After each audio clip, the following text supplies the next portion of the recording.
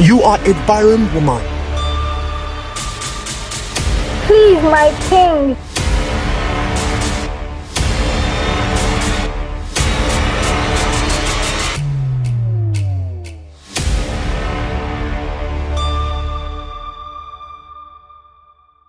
Previously on Stolen Throne. One fateful night, Obinna and his men launched a vicious attack on the palace. In a single moment of silence, realization dawned upon the king. King Emeka's hand instinctively reached for the hilt of his sword, but Obinna was faster. With a swift and deadly strike, Obinna pierced the king's heart with his sword, a gasp of pain escaping the king's lips, and crimson blood splashing forth. With the royal family ousted and the kingdom in turmoil, Obinna seized the throne, declaring himself king by right of conquest. His rule soon descended into a reign of terror and oppression. Anyone who dared to oppose him was met with swift and brutal death or punishment. Great Agubata, tell me of my destiny. Will I reign unchallenged until the end of time? O king, beware of the child of destiny, a son of royal blood, whose future eclipses even your own. In a fit of madness and paranoia, he issued a decree that shook the kingdom. Bring me the heads of all male children under the age of 7. The cries of infants and toddlers pierced the night, mingling with the wails of grieving parents. Mothers clutched their sons tightly, following the mass execution of every young male child in the kingdom. A deep wave of satisfaction washed over the king, convinced that all obstacles standing in his way of reigning forever had now been eliminated. But is the king's rule really safe? Has he really gotten rid of every potential threat to his throne? Or does fate have other plans for him?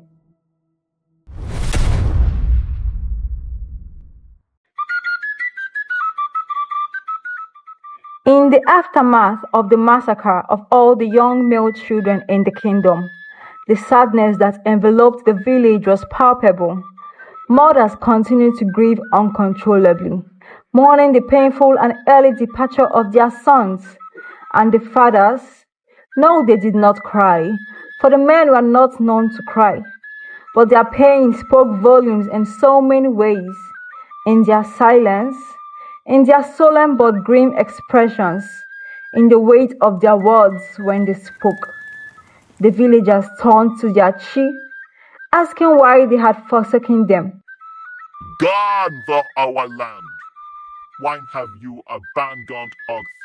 What things have we communicated to be treated with sweet? They lamented, pouring out their hearts to their chief. Whenever the elders gathered, all they had in their mouths was the unfortunate events that had befallen the village.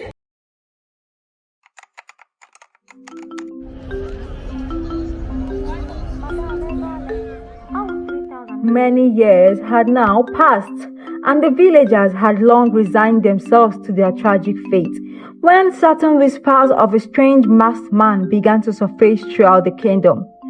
Those who had an encounter with him narrated how he moved like a shadow in the night, swiftly disappearing into the thick forests, only to reappear again whenever the people were in distress or oppression by the king's men. They described how he single-handedly dealt with the oppressors with exceptional skill and ease. Meanwhile, back in the palace, a new chapter in King Obinna's life had begun. The king, seeing that he wasn't getting any younger, decided to settle down and have a family of his own, so that he would have an heir that would continue his bloodline and legacy. But months and years passed, and the queen did not conceive. The king, frustrated by this turn of events, unleashed venom on the queen. You are a barren woman, an evil witch. You're so useless. He then proceeded to marry many more concubines, with the hope of having an heir soon, but none of them could bear him a child. The king soon grew miserable and embittered. The palace servants laughed at him and gossiped in hushed tones.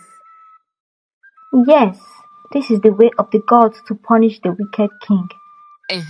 Talk. What do you mean? Weren't you in this same village a few years ago when the king ordered the killing of all the male children under 7, and now none of his wives can conceive? I am sure this is punishment for his deeds. I pity his wives though. None of them deserve this. Please, you both should reduce your voices before someone hears us. A few days later, news finally came for the king that one of his newest concubines was now pregnant. The king was shocked. After 9 grueling months of waiting, the king, who was filled with joy, finally held his son in his hands. But this joy was cut short by a strange illness that befell the child days later. The baby had suddenly stopped crying and responding to its environment. The king sought the help of the best medicine men and scholars from within and outside the village, but none of them were able to come up with a cure to the sick child's uncanny illness. The king watched helplessly as the life of his first and only son slowly flickered away before his very eyes. When a mysterious villager showed up in the palace, claiming to have a cure to the child's sickness, the king scoffed at him. What makes you think a lowly villager like you will succeed where the best healers in the village have failed? Out of my palace immediately, the king ordered. The queen, who was willing to do anything to save her child, begged the king to give the villager a chance. Please, my king, save our child. Don't let him die. The king reluctantly agreed to this, and the villager, whose name was Ikem, set to work immediately. After taking a close look at the child, he started administering treatment. He continued this treatment for 7 straight days, during which the child started showing significant improvements. The king could not believe his eyes. How could this strange villager cure a sickness that the best medicine men in the whole region of Igbo land could not? The king now regarded him with a certain level of respect and recognition. He thanked Ikem profusely, and after the child's total recovery, lavished him with gifts and even granted him a position in the palace as one of his court officials. Out of his immense gratitude and appreciation to Ikem grew a solid friendship between the two. Ikem became the king's confidant and most trusted companion in the palace, as the king would often tell him of his deepest secrets and his newest exploits. The king now sat in his chambers with a content and satisfied demeanor. After all, his life was now complete, since he had finally secured an heir to his throne. But the king's selfish ambitions knew no bounds. He still bore the urge to become the greatest and most revered king in the whole region of Igbo land. But for that to happen, he needed to bring the great kingdom of Ogamba under his control. Ogamba was a powerful kingdom in the far side of the Igbo region, known for their unparalleled military strength and thriving economy. The king of Ogamba was the only king in the whole region who wasn't scared of King Obinna and his many threats. So King Obinna sought to conquer the kingdom. At that time, the rumors of the masked man in the village, which was now spreading like wildfire and causing a huge stir in the village, had reached the king's ears. He called his personal guard to confirm the rumors. Who is this man that I hear about, that dares to defy my orders and fight my men? The king asked his guard. My king, no one knows the true identity of this rebel, as his face is always hidden behind a mask. But he is rumored to be a skilled and powerful warrior, judging by the ease with which he overcomes the palace troops. So what are you waiting for? Go, take the best warriors and fighters in this kingdom, and make sure not to return to this palace without his head. Put a price on his head if you must, as long as he is caught. With that, he returned back to his chambers to continue his plans to dominate the kingdom of Ogamba. If he was going to defeat them, He would need the help of some of his supporting allies from other villages. These plans remained a secret though, as he could not afford any word of his plans to reach the ears of the people of Ogamba. He knew they had spies and ears everywhere, and if any word of his plans reached them, they would attack and retaliate first. A few days later, he journeyed to the neighboring kingdoms, secretly informing them of his plans and the need for them to form a strong alliance. The other kings weren't really given a choice.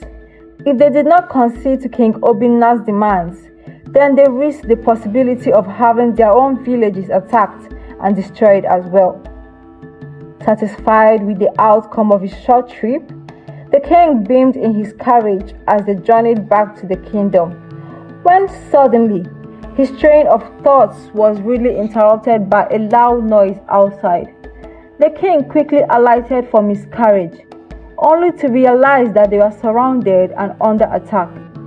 Immediately, he ducked behind his carriage as his guards fought hard to protect him. He noticed that among the assailants was a man in a mask. This must be the man in the mask that my guards talked about. Inspecting the scene again, he noticed some men in uniforms whom he slowly recognized as the warriors of Ogamba.